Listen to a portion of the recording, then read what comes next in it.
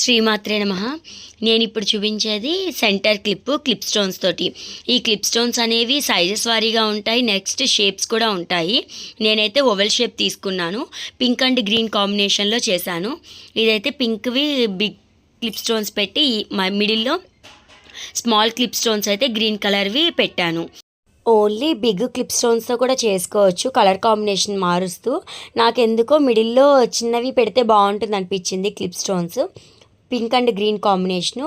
బయట కొనుక్కునే centre clips కన్నా ఇలా మనం హ్యాండ్మేడ్ చేసుకుంటే మన సారీ ఆ డ్రెస్కి కలర్ కాంబినేషన్ అనేది కరెక్ట్గా ఉంటుంది అనిపించింది నాకైతే.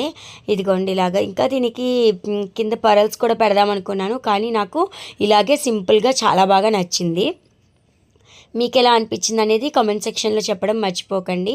మీ ఫ్రెండ్స్ అండ్ ఫ్యామిలీకి షేర్ చేయండి. ఇదిగోండి ఇలాగా టూ లైన్స్ 4 4 8 8 పట్టాయి. నెక్స్ట్ నాకు మొత్తం చిన్న క్లిప్ స్టోన్స్ తోటే చేద్దాం అనుకున్నా. నా దగ్గర అయితే గ్రీన్ రెడ్ ఉన్నాయి.